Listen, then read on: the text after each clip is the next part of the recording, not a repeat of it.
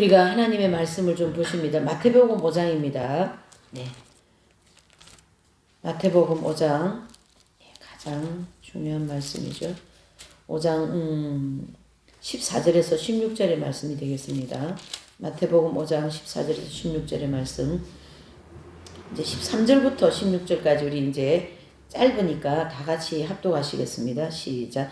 너희는 세상의 소금이니 소금이 만일 그 맛을 잃으면 무엇으로 짜게 하리요. 후에는 아무 쓸데없어 다만 밖에 버리워 사람에게 밟힐 뿐이니라.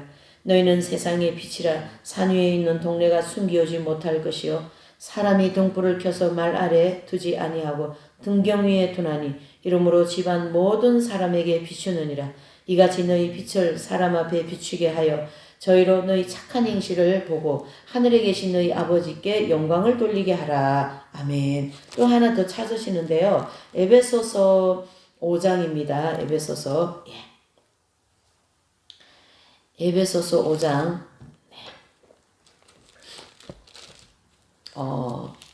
8절에서 13절이 되겠습니다. 에베소서 5장 이제 8절에서 13절. 또 이것도 다 같이 합독을 좀 또박또박 하시겠습니다. 시작. 너희가 전에는 어둠이더니 이제는 주 안에서 빛이라. 빛의 자녀들처럼 행하라. 빛의 열매는 모든 착함과 의로움과 진실함에 있느니라. 주께 기쁘시게 할 것이 무엇인가 시험하여 보라.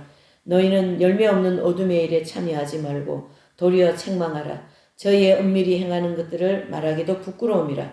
그러나 책망을 받는 모든 것이 빛으로 나타나나니 나타나지는 것마다 빛이니라. 아멘. 이제 그렇습니다. 그래서 이 성경에는 이 빛에 대한 말씀을 굉장히 많이 해주고 있는데요. 우리 한국 교회가 먼저 약 한 1960년도부터 60년 후반부터 이후부터 말이죠. 1990년대까지 뭐 한 90한 중반부까지 한국 교회가 크게 복음적인 부흥의 역사가 일어났어요. 그래서 한국 교회가 세계적인 교회가 되고 또 세계적으로 아주 부흥하는 그러한 교회로 성장을 하게 됩니다. 그러면서 그 약 한 20년, 한 30년 그 사이에 한국 교회는 세계적인 교회, 양적인 부흥, 아주 부흥이라는 부흥은 대한민국에서 다 일어났죠. 그래서 막 교회가 막 대형 교회가 많이 생기고 막 큰 교회들을 많이 짓고 해서 그때에 크게 부흥한 교회들이 지금 이제 우리 이제 서울 경기도권 이 부산도 그렇고 말이죠. 전 한국 강토에 이게 부흥의 역사가 있었습니다. 그렇게 성장한 교회로서 지금의 현실적으로 약간 결과적으로 볼 때에 이제 그 크게 외향적인 부흥을 통하여 그 부흥이 참 좋았는데 그 부흥 때문에는 아니죠. 그 부흥으로 인하여서 이제 문제점이 이제 발견하게 됐어요. 그것이 바로 뭐냐면은 교회가 인본적인 즉 세속화가 되었다라는 것이고 기복주의적인 신앙으로 갔습니다. 그러니까 믿습니다 하면 무조건 부자 되고 믿습니다 하면 무조건 어떻게 합니까? 천국 가는 걸 그런 어떤 그 믿음 만능주의적인 그런 이제 교회가 되어버린 거죠.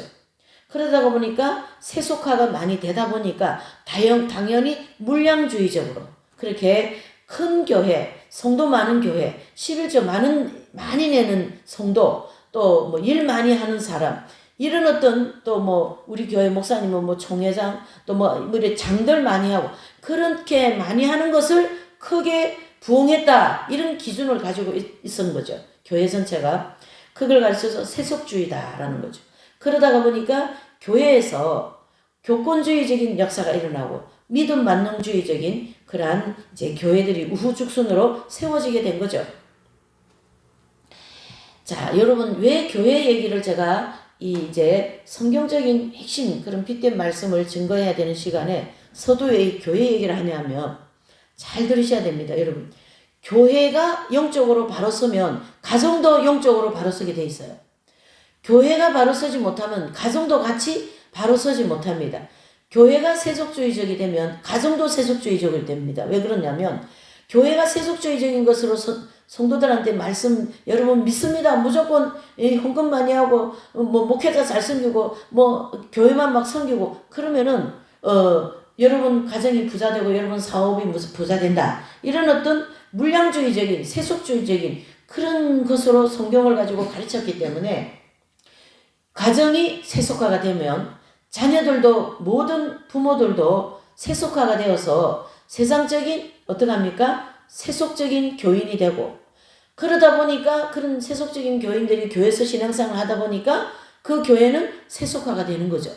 목사님이 그런 세속화가 되어가지고 세속적인 말씀으로 계속 성도들한테 말씀을 먹이면요. 그 성도는 당연히 세속적인 신앙으로 가게 되어 있어요.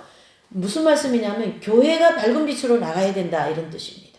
큰 교회, 물량주의적인 그거를 기준으로 두면 안 되고 빛을 중심으로 가야 된다 이런 뜻이죠. 그 빛을 중심으로 교회가 가야 되는 것은 예수님 중심으로 간다라는 뜻이거든요. 자, 이런 문제점을 이제 해결하기 위해서는 반드시 밝은 빛 되는 삶의 지도자가 필요합니다. 성도도 필요하지만 그 교회는 중심적인 분이 누구냐면 목회자거든요. 그 목회자가 빛된 삶을 살아줘야 되는 그런 지도자가 나와야 된다라는 거죠. 그래서 그 목회자는 빛된 삶을 통하여 밝은 빛된 재림, 그렇죠? 또 빛된 진리, 또 어떤 그런 밝은 빛 가운데 살아보려고 열심히 노력하고 기도하고 성경 중심으로 성도들을 이제 양떼로 이렇게 예수님께로 이렇게 이끌어 가주는 역할을 하잖아요. 목회자들이. 이제 그러한 일들을 잘 할 때에 이 일본의 문제를 해결할 수 있다. 이래 볼 수가 있는 거죠. 여기 이 인본주의고 기복주의고 물량주의 이러한 믿음 만능주의적인 교회를 해결하려고 하면 빛된 삶으로 살아가는 지도자가 필요하고 그 빛된 지도자는 삶을 추구하는 지도자는 빛된 진리를 계속 성도들한테 이렇게 선포해야 됩니다. 이게 교회에서 해야 할 일이거든요. 그리고 지금은 예수님이 오실 때가 너무나도 임박합니다. 얼마 남지 않았습니다. 곧이어 대한민국은 통일이 됩니다. 그 통일이 되는 것은 북한을 통하여 저 유럽을 향하여서 어떡합니까? 중국을 건너서 저 러시아를 건너서 유럽을 향하여 예루살렘에 가서 이 복음을 다시 증거해야 되기 때문에 그 사명을 마지막 때에 대한민국에 주셨거든요. 그래서 이 대한민국은 반드시 통일이 되게 돼 있어요. 복음 통일. 뭐 좌파들이 아무리 얘기하고 북한에서 아무리 뭐 핵을 두드리고 뭐 던지고 해도 그거는 그냥 우리 사람이 그냥 나쁜 짓을 하는 것뿐이지. 그렇지 않습니까? 그래서 하나님의 강권적인 역사로 대한민국은 통일이 됩니다. 통일되고 난 다음에는 이 한국에서 지금 선교사들이 준비하고 있거든요. 대한민국 사명자들이. 그래서 복음 통일만 되면 이제 북한 가가지고 교회 짓고 막 교회 세우고 복음 전파하고 하는 사명을 지금 자들이 지금 딱 준비하고 있습니다. 그분들이 다 지금 밝은 빛 가운데 숨겨놓고 있어요. 하나님께서. 드러내지 않습니다. 그런 사람들은. 그런 분들을 이렇게 연결해가지고 하면요. 그분들은 지금 막 복음 통일만 되기를 기도하고 있는 거죠. 예. 이렇게 빛된 지도자가 되게 중요하다. 재림신앙 무장하는 것이 중요하다. 재림신앙하면 요한계시록에 대한 바른 견해를 가져야 됩니다. 이해가 되시죠?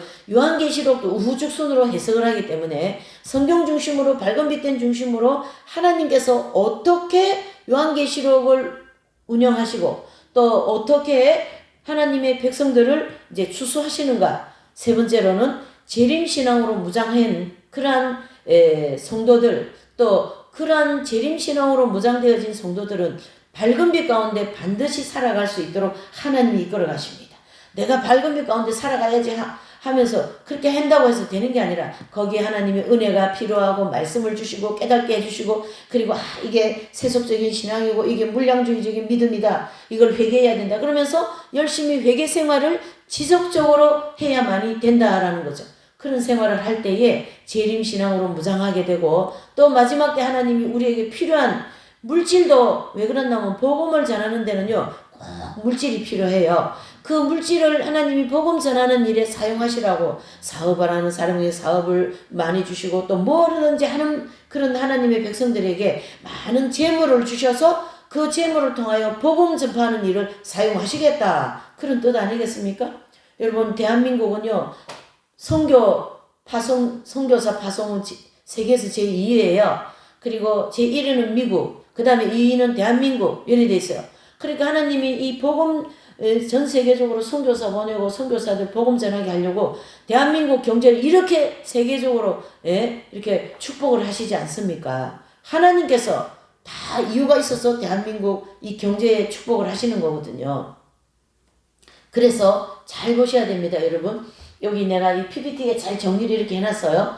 그래서 세 번째로는 재림신앙으로 무장하기 위해서 우리가 빗된 말씀에 따라 회개 생활이 지속적으로 되어야 되고, 네 번째로는요, 이제 이 주님을 향한 분명한 믿음이 필요합니다. 분명한 믿음과 재림을 대망하는 신앙을 계속 우리가 추구할 때 세속화가 되지 않습니다. 재림 신앙에 투철할 때는 세속화가 되지 않습니다. 신앙생활이. 왜요? 지금 곧이어 예수님 오시고 곧이어 천국 갈 건데 뭘 세상에서 먹고 마시고 뭐 좋은 거 입고 먹고 좋은 집 많이 사고 좋은 거 막 추구하려고 하겠어요. 지금 예수님 오실 때가 임박한데 이런 종말론적인 신앙이 굉장히 중요하다. 이런 뜻이죠. 그리고 우리의 신앙이 어떡합니까? 목표가 어딥니까? 천국을 향하여 나아가야 된다는 걸 분명한 믿음과 목표를 가지고 나갈 때에 우리의 모든 신앙이 아까 이 믿음 만능주의, 물량주의, 세속적인 격건주의 믿음 이런 인본주의적인 신앙에서 우리가 탈피합니다. 환골탈퇴해야 됩니다. 환골탈퇴. 이해되시죠? 그래서 이 성경에는 핵심적으로 이러한 것으로 이러한 신앙생활을 하라고 우리에게 계속 이끌어 가시는 게 빗된 말씀이다. 그런 뜻이 되겠죠. 그래서 성경에 나와 있는 특징 중에 하나가 뭐냐면 빛이 밝은 말씀을 우리에게 계속 전해주고 있어요. 그래서 이 성경의 특징적인 첫 번째가 뭐냐면요. 하나님의 빛에 대한 진리를 굉장히 자세하게 증거합니다. 하나님의 빛에 대한 진리. 자, 여기 보셔요. 우리가 여기 이제 PPT 나와 있는 것만 이제 시간이 많이 가니까 이제 봅시다. 마태복음 5장 14절에서 16절에는 그 뒤에 거 읽어보십시다. 시작. 너희는 세상의 빛이라. 우리는 세상의 빛이라는 거예요. 우리는 세상의 소금이라는 거예요. 이 빛이라든가 소금은 상하지가 않습니다. 그러면 그리스도인들이 이 상에 있고 다 죄로 물들어 있는 이 세상에서 어떻게 해요? 우리가 소금의 역할을 해줘라. 너희가 빛의 역할을 해주라. 그러면서 거기에 더 따르는 말씀은 등불을 켜갖고 누가 등경 밑에 두겠냐. 등불을 켜서 등경 위에 이렇게 되어서 온 방안을 환하게 하는 것처럼 너의 모든 삶을 통하여 주변에 어둡게 살아가는 사람들의 빛을 비춰다오. 이렇게 우리에게 말씀하고 계시는 거예요. 이것은 글자가 아니라 예수님이 우리에게 이런 삶을 살아서 너에게 주고자 하는 축복을 다 받기를 바란다. 이렇게 주님 말씀하신 거고요. 요한 사도는 요한 1서 1장 5절에는요. 하나님은 빛이라 그랬어요. 그래서 하나님은에게는 어둠이 조금 전만큼도 없어요. 큼마도 없어요. 완전한 빛입니다. 그래서 사도 요한은 요한 1서 1장 5절에 하나님은 빛이시라 이렇게 말씀하셨고요. 또 먼저 요한복음 1장 4절에서 10절의 말씀도 하나님은 빛이다 그리 말씀하셨고요. 요한복음 3장 19절 21절에는 사도 요한 이렇게 얘기했어요. 큰 빛이 세상에 왔으니 그랬어요. 뭐 한다고요? 큰 빛이 세상에 왔다. 예수님이 이 땅에 오신 것을 사도 요한은 빛인데 큰 빛이라는 거예요. 그래서 예수님이 이 땅에 오신 그때부터는 세상에 빛이 확 밝혀진 거예요. 그 빛이 저와 여러분들에게까지 왔습니다. 이 빛에 대한 하나님이 빛이라는 것을 신약에서만 얘기한 게 아니에요. 말라기서 4장 2절에도 보면 하나님을 향하여서 뭐라고 그럽니까? 의로운 해다 그랬어요. 이 물질계에서 가장 빛이 밝은 것에 대한 이 물질계는요, 태양이거든요. 그래서 영계의 태양 되시는 하나님을 가르쳐서 의로운 해다 이렇게 얘기합니다. 말라기 선지자는. 그래서 외양간에서 나온 그 의로운 해가 빛 가운데서 막 뛰어나가시는 그런 모습을 말라기 선지자는 예수님을 그렇게 묘사하고 있습니다. 더 많습니다. 빛에 대한 말씀이 굉장히 많은데 이 성경의 특징은 예수님이나 하나님이나 성령님을 삼위일체잖아요. 그분에 대해서 빛을 얘기하고 있어요. 빛. 그래서 예수님을 들어서 빛이다 이렇게 얘기하죠. 자, 이 예수님을 이제 빛이다라고 얘기하는데 그 빛이 뭡니까? 여기 뭐 형광등입니까? 아니면은 뭐 방을 밝히는 호롱불입니까? 그게 아니고 이 빛은 뭐예요? 예수님의 모든 삶의 인격과 또 뭡니까? 그분의 모든 그 생활 모든 모습이다 빛이다 이리 얘기합니다. 그래서 원수를 사랑하라. 그 가늠한 여인을 예수님은 다 돌을 들어서 그 여인을 돌로 치려고 그러고 막 그랬지 않습니까? 그렇지만은 예수님은 죄 없는 자가 이 여인을 돌로 쳐라 그랬지 않어요. 그랬을 때에 돌을 들어서 막 혈기방장해가지고 여인을 치려고 하는 그 사람들이 다 어떻게 돌을 다 던지고 결국은 한 사람도 예수님 앞에 남지 않았어요. 그 예수님 앞에 누구만 있습니까? 가늠한 여인과 예수님 두 사람만 남았어요. 그 땅에. 그럴 때 예수님이 뭐라고 하셨어요? 그 가늠한 여인을 향하여서 야, 왜 그렇게 죄를 짓고 했니? 다 앞으로 죄 짓지 마. 이렇게 하지 않았어요. 뭐라 하셨냐면 나도 너를 정죄하지 않겠다. 가서 어떻게 해요? 가늠하는 생활하지 말고 착하게 살아다오. 그러면서 그 여인을 정말로 사랑으로 용서해 주시고 감싸 주시고 말씀해 주시고 그렇게 하시면서 이 여인은 변화가 되어서 예수님 십자가 밑에 따라가는 그런 아름다운 여인으로 변화된 것을 우리가 볼 수가 있습니다. 그것이 바로 예수님의 말씀과 삶의 인격이시다라는 거죠. 내가 미운 사람을 그냥 저 인간 죽었으면 좋겠다. 저 인간은 도망갔으면 좋겠다. 가기 싫다. 보기 싫다.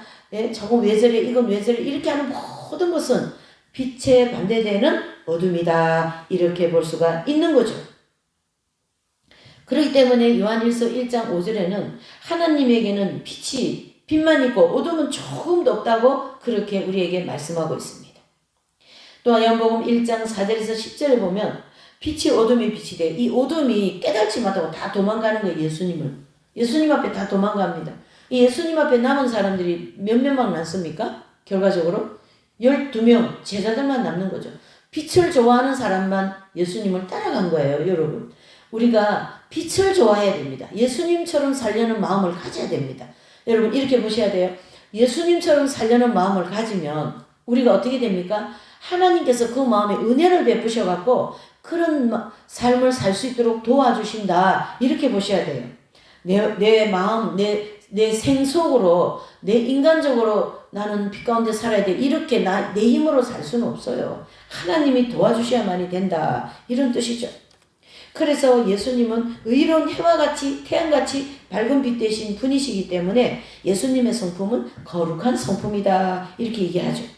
그래서 예수님은 천국의 태양 되시고 또 예수님은 선하시고 의로우시고 거룩하신 분이다. 또 거기다가 한 가지 더 첨부하면요. 예수님은 우리에게 치료하시는 분입니다.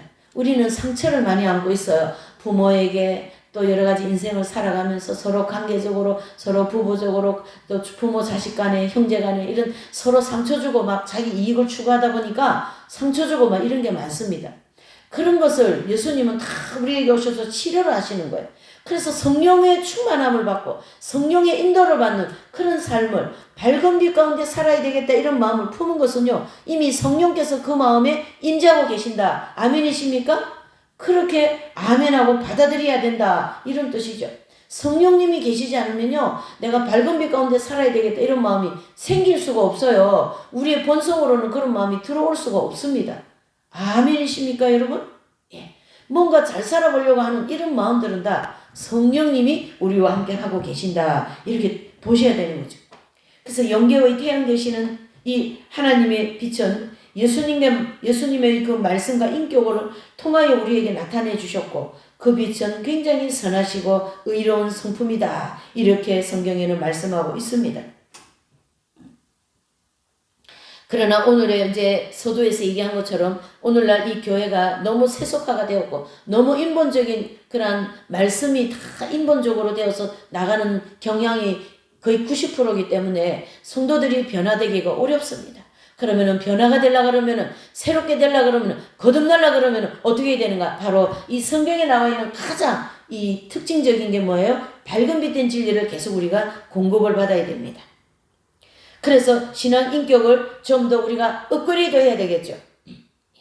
그래서 이게 어둠인지 빛인지 인간적인 것인지 하나님 중심적인 것인지 이런 것들을 자꾸 자기 중심인지 이런 걸 자꾸 분별하고 하려 그러면은요 빗댄 말씀이 있어야 되는 거예요. 빗댄 말씀. 좀 아까 제가 그 예수님은 어떻게 해요? 그 예수님은 여러분 잘 보셔요. 가늠한 여인도 용서하셨고 율법으로 돌로 쳐라는 율법이 있지만 복음의 핵심이신 예수님이 오셔서 그걸 용서해 주셨다 이런 뜻입니다. 우리는 얼마나 많은 특별히 어떤 육신적인 그런 이웃을 향하여 가늠하고 그건 아니라도 세상을 쫓아가고 정욕적으로 살고 이게 다 우상 숭배고 영적인 가늠인 거거든요. 그런 것을 우리는 아버지 용서해 주시라고 회개해야 된다 이런 뜻이 되는 거죠. 육신의 삶은 바로 영적인 가늠입니다. 그럼 어떻게 살아라고? 이렇게 밝은 빛 가운데 살 수 있는 길이 있다. 그걸 가르쳐 주지 않습니까? 그리고 또 늘 오늘 제가 하루 살은 거에 대해서 밝은 빛 가운데 살지 못했습니까? 남을 비방하고 미워하고 시기하고 질투하고 그렇게 하였습니까? 그런 부분에 대하여서는 회개하면 되는 거예요. 회개. 예수님이 십자가를 통하여 지금 우리가 사순절을 지나고 있지만 십자가를 통하여 그런 죄를 우리가 교회 다니면서도 계속 지었기 때문에 이거는 목회자든 성도든 관계없습니다. 누구에게나 시기와 질투와 음란과 교만과 포악과 이런 죄들이 있기 때문에 그 죄를 회개하라고 우리에게 예수님이 피를 흘려 놓으신 거거든요. 십자가를 짊어지신 거거든요. 십자가에서 죽어 주신 거거든요. 그게 속죄원천이 우리 앞에 있지 않습니까? 그래서 이러한 밝은 빛된 진리의 말씀을 우리는 열심히 어떻게 해야 됩니까? 따라가야 되는 거예요. 따라가야 되는 거예요, 여러분. 예. 그것을 따라가지 않으면은 우리의 삶은 너무나도 피폐합니다. 너무 세속적인 삶이고 교회는 발걸음은 듣고 교회와 앉아 있지만은 생각이나 마음이 너무나도 인본적이고 인간적이고 세속적이고 자기중심이기 때문에 이건 열매 되기가 어렵습니다. 그런 삶은 우리가 속히 황골탈퇴해야 된다. 이제는 요번에 우리가 이 성경에서 나와 있는 가장 특징적인 이 밝은 빛된 삶을 우리가 말씀을 이제 듣고 우리가 어떻게 해야 되냐, 어떤 마음을 품어야 되냐면 지금까지 내가 살아온 모든 삶에서 황골탈퇴해야 된다. 그렇지 않으면 나는 죽는다. 이런 생각을 품어야 된다. 이런 뜻이죠. 그래서 고린도전서 4장 20절에 보면요. 하나님 나라는 말에 있지 않고 능에 있다. 바로 이 말씀은 빛된 삶에 있다. 이런 뜻입니다. 이 삶은 이 강단에 서서 말씀을 전하는 목회자로부터 이런 삶이 나가야 되는 거예요. 그래서 온유하고 겸손하고 사랑하고 정말로 이 세속주의고 교권주의고 이런 데 빠지지 않고 말이에요. 명예욕에 물욕에 음욕에 이런 데 빠지지 않고 목회자가 먼저 회개하고 먼저 모범적인 삶을 살아다오. 그렇게 지금 성경에서 말씀하고 그걸 통하여 성도들은 하나님 나라를 향하여 그 목회자를 따라가지 않습니까? 그게 바로 주기철 목사님이나 손양원 목사님이나 손양원 목사님 같은 분은 그 고름을 막 입으로 짜내고 말이죠. 막 그렇게 할 때 막 나병 환자들이 목사님 이렇게 하면 나병이 오릅니다. 안 됩니다. 그렇게 했죠. 그럴 때 그 손양원 목사님이 뭐라고 하시냐면 여보게 자네들 내가 자네들한테 이렇게 하지 않으면 너 자네와 나는 아무 관계가 없네. 그런 예수님과 같은 사랑을 실천하고 그들을 향하여 그 예수님과 같은 빛된 행실을 보여줄 때 그 나병에 걸려서 절망적인 삶을 살아가는 그들에게 예수님을 전해주고 그 예수님을 통하여 그들의 그 절망적인 삶에서 이제 희망을 가지고 인생을 살아갈 수 있도록 은혜를 베푸는 것이거든요, 여러분. 이렇게 빛된 삶이 얼마나 중요한가를 우리에게 알려주고 또 이 성경에는 말이죠, 우리에게 두 번째로 알려주는 게 뭐냐면 이스라엘 백성들의 출애굽부터 모세를 통하여 애굽을 탈출하잖아요. 그러면 모세를 통하여 가나안 땅까지 들어가는 그 시간까지 언제든지 모세만 따라가는 거예요. 그와 같은 모욕적인 진리를 성경에는 굉장히 중요하게 합니다. 왜 그러냐면요. 예수님께서 이 땅에 오셔서 유대인들한테 이 두루마리를 이렇게 펴가지고 복음을 전할 때 이사야서를 인용하고 모세의 율법을 인용하여서 말씀하신 거예요. 그것은 구약에 나와 있는 그 모형적인 진리를 중요시 여긴다. 이런 뜻인 거죠. 그래서 히브리서 8장 5절을 한번 보실까요? 다 같이 한번 우리 읽어보시죠. 여기 보세요. 히브리서 8장 5절 시작. 저희가 섬기는 것은 하늘에 있는 것의 모형과 그림자라.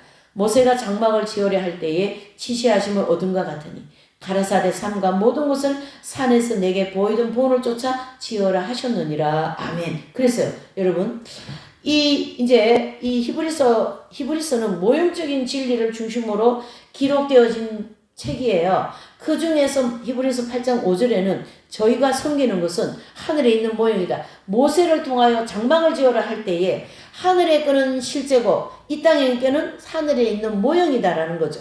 그래서 천국은 이와 같은 구조를 가지고 있다라는 걸 이제 모세의 장막을 통하여 보여주셨다. 이게 바로 모형적인 진리에 대하여서 분명하게 우리에게 알려주고 있어요. 자, 보셔요. 성경에는요, 크게 학자들이 성경 해석하는 방법을 두 가지로 크게 만들어 놓으셨는데, 하나는 이 모형적인 진리와 또 한 가지는 알레고리라는 그런 해석 방법이 있어요. 근데 알레고리라는 그 해석 방법은 마음에서 느껴지고 깨달아진 대로 성경을 적용하는 그런 원리가 있어요. 굉장히 불완전합니다. 그래서 좀 진리적으로 잘 서 있는 학자들은 그거를 별로 인정하지 않아요. 그래서 더 진리적으로 잘 서 있는 그런 학자들은 이 모형적인 진리를 더 중요시 여겨서 모형적 진리를 중심으로 성경을 쫙쫙 해석해 나가면요, 절대 성경이 왜곡되지 않습니다. 이해되시죠? 그래서 이 알레고리적인 그런 이제 해석을 하다 보니까 자기 마음에 느끼고 깨달은 대로 성경을 접목하다 보니까 이단들이 많이 나온 거예요. 그래서 왜곡을 많이 시켰어요. 그래서 우리가 이제 성경에는 이 밝은 빛된 진리를 우리가 끝까지 가기 위하여서는 구약에 나와 있는 이 모형적 진리를 굉장히 중요하게 여겨야 된다. 그런 뜻이죠. 바로 이스라엘 백성들이 이제 모세를 통하여 애굽을 탈출하여서 어디입니까? 저 광야 40년을 통과하면서 가나안 땅에 들어가는 그 천국에 들어가는 그러한 먼저 그 과정을 500년을 쫙 해놓고 그 다음에 가나안 땅 들어가고 난 다음에 또 어디입니까? 예루살렘 성전을 완성할 때까지 그게 전체 500년이거든요. 그거를 모형적으로 딱 세워놓고 그 모형적인 진리에 신학의 하나님 나라를 들어가는 모든 진리를 접목만 하면 돼요. 대입하면 된다는 얘기죠. 그래서 모형적인 거에 실제적인 핵심 진리를 대입을 하는 거죠. 딱딱딱 대입하면 공식적인 수학이 풀려지지 착착착착 진리가 풀리게 돼 있어요.